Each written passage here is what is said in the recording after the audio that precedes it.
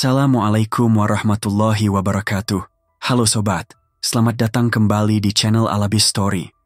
Pada video kali ini saya akan membagikan sebuah kisah yang tak hanya menyimpan keberanian dan semangat, tetapi juga duka dan misteri. Ini adalah kisah nyata peristiwa yang menimpa tim jejak petualang di perairan Papua pada tahun 2006, di mana longboat yang mereka tumpangi digulung ganas oleh ombak, dan satu orang kru kamera, Bagus, hilang tanpa jejak hingga kini.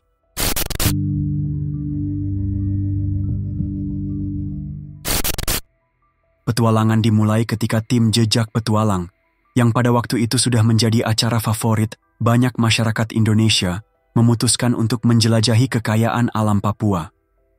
Medina sempat berkeliling selama sebulan di tanah Papua, menyusuri setiap sudut dari Raja hingga Merauke, meresapi keindahan alam dan budaya yang begitu kaya. Meski sudah menginjak banyak tempat, masih ada dua tujuan terakhir yang harus kami capai sebelum kembali ke rumah, Asmat dan Timika. Susunan tim jejak petualang. Tim kami terdiri dari Dodi Johanjaya, Wendy, Bukiawan, Bagus, dan Medina Kamil. Tak hanya itu, untuk menghadapi tantangan alam Papua yang keras, kami juga bergabung dengan 3 orang lokal yang sangat berpengalaman. Seorang operator yang handal mengendalikan longboat, 1 orang yang memegang kemudi, serta 2 helper yang setia membantu navigasi. Pada pagi hari tanggal 6 Juni 2006, kami pun memulai perjalanan dengan longboat, satu-satunya moda transportasi yang dapat diandalkan di perairan ini. Karena pesawat yang ada hanya tersedia sekali seminggu dengan kursi terbatas, kami harus rela menggunakan transportasi air meskipun resikonya cukup tinggi. Di awal perjalanan, suasana terasa tenang. Gerimis yang mengguyur sesaat membuat kami semakin waspada, sehingga Dodi dengan teliti menginstruksikan agar semua perlengkapan, terutama kamera-kamera mahal, dibungkus rapat. Gerimis pun segera reda, dan longboat mulai melaju menyusuri muara. Awalnya, ombak terlihat lembut dan tidak mengkhawatirkan. Namun, seiring kami mendekati batas pertemuan antara muara dan lautan lepas, angin pun mulai berubah, dan ombak perlahan-lahan menunjukkan kekuatan yang berbeda. Ketika longboat kami melaju ke lautan lepas, suasana berubah drastis. Semakin jauh dari Asmat, ombak menjadi semakin tinggi dan ganas. Pengemudi longboat, dengan pengalaman bertahun-tahun menaklukkan lautan, berusaha mengarahkan kapal untuk menabrak ombak secara tepat, untuk menghindari hantaman dari samping yang bisa membuat kapal terguling. Namun, tiap gelombang yang melewati kepala kami membuat jantung berdetak kencang. Medina, yang biasanya tenang dalam menghadapi segala situasi, tampak sesaat ragu. Kami pun mulai saling bertukar pandang, mencoba mencari ketenangan di tengah kegentingan. Tak lama kemudian, saat longboat kembali mendekati ombak yang menggulung, tiba-tiba mesin mati. Dalam hitungan detik, kapal yang sebelumnya kokoh mulai terayun, dan kepanikan segera merasuk ke dalam hati setiap penumpang. Sambil pengemudi dengan gigih mencoba menghidupkan kembali mesin, gelombang besar datang menghantam, mendorong kami semua untuk melompat ke air demi keselamatan. Tepat saat itu, ombak yang menggulung dengan dahsyat membuat longboat terbalik, memisahkan kami dalam sekejap. Di tengah kekacauan itu, Medina, Dodi, Budi, dan Wendy dengan cepat meraih sebuah dry box. Sebuah kotak berisi peralatan syuting yang secara ajaib mampu mengapung. Dengan tangan gemetar namun penuh tekad, keempatnya saling berpegangan, berharap dry box itu dapat menjadi jangkar kehidupan di tengah lautan yang ganas. Sementara itu, 3 orang lokal bersama Bagus berusaha mempertahankan diri dengan berpegangan pada sisa-sisa longboat yang telah terbalik. Kedua kelompok ini, meski berusaha untuk saling mendekat, harus terpisah oleh kekuatan ombak yang tak terhentikan. Arus yang kencang membuat mereka hanyalah partikel kecil yang terseret, namun semangat untuk bertahan hidup tetap menyala dalam setiap hati. Sementara rombongan Dodi dan Medina berusaha mendekati daratan yang hanya tersaji sebagai siluet samar di cakrawala, mereka terus berjuang melawan angin kencang dan ombak yang menyeret. Sampai sore hari, di balik keremangan, bentuk-bentuk pohon mulai tampak. Meski begitu, angin dari darat ke laut membuat mereka tak mampu mencapai tepian, sehingga mereka harus bertahan di tengah lautan, menunggu fajar yang membawa harapan. Malam pun datang dengan dinginnya yang menusuk. Budi, salah satu dari kami yang tampak paling rapuh, gemetar kedinginan namun tetap berpegang erat pada dry box, seolah-olah itulah satu-satunya pengait hidupnya. Di bawah langit malam yang sunyi, kami saling menguatkan dengan kata-kata lembut dan pelukan hangat, berdoa agar esok hari membawa pertolongan.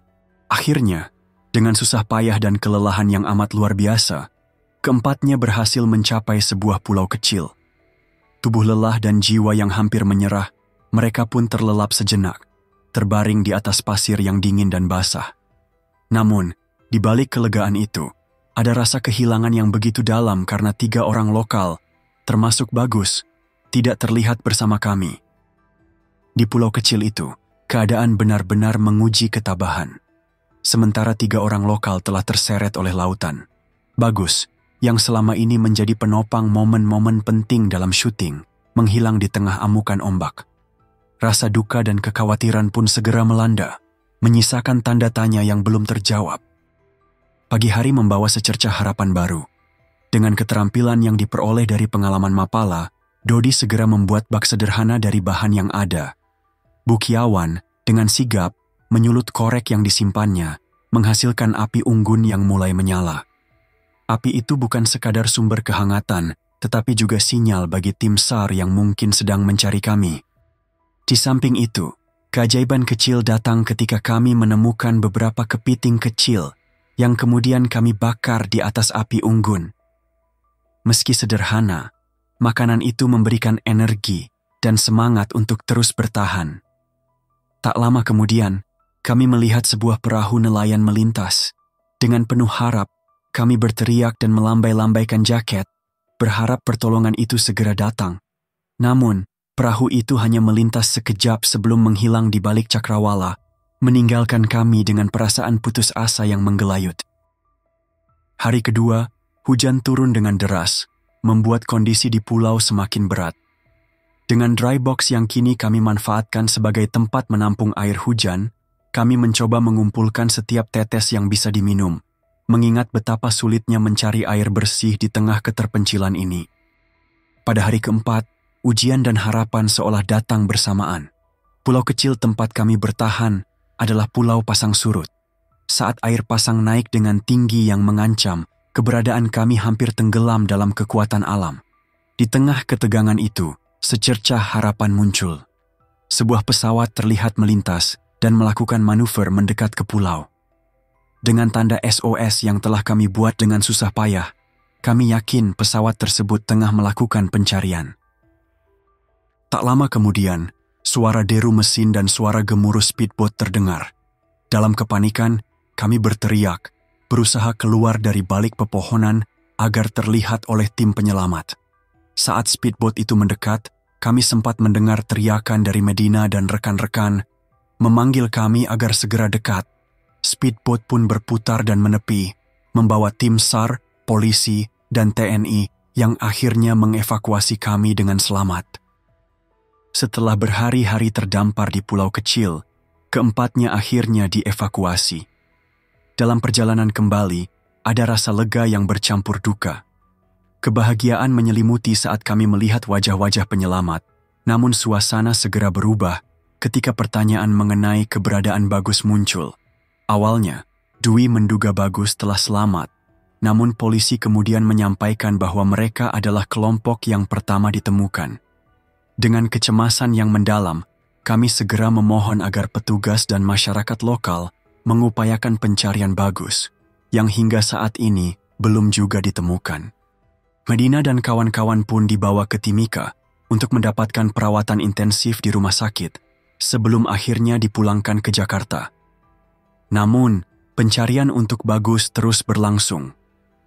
Tim gabungan melakukan pencarian selama 2 bulan penuh di perairan Laut Arafuru. Anehnya, meski banyak barang dan ransel yang hanyut bersama longboat, tidak ada satupun petunjuk yang mengungkapkan keberadaan Bagus. Masyarakat lokal bahkan sempat meminta bantuan kepada dukun setempat. Ada yang mengatakan bahwa 4 orang hilang di sebuah pulau yang kini telah terlupakan oleh alam. Sementara spekulasi lain menyebut mereka tenggelam dalam lumpur yang dalam, sesuatu yang memang menjadi ciri khas pulau-pulau di daerah tersebut. Hingga akhir pencarian, Bagus tetap menjadi misteri yang menyakitkan hati, meninggalkan luka mendalam dan banyak pertanyaan yang belum terjawab. Kisah ini mengajarkan kita bahwa alam memiliki kekuatan yang tak terduga, dan seringkali keangkuhan manusia pun tak mampu mengalahkan kerasnya alam. Di balik setiap petualangan, tersimpan keberanian, pengorbanan, dan juga misteri yang kadang tak pernah bisa kita pecahkan. Jika ada kesalahan dalam video, informasi, atau berbeda pendapat, silahkan berkomentar. Sampai jumpa kembali di video selanjutnya. Wassalamualaikum warahmatullahi wabarakatuh.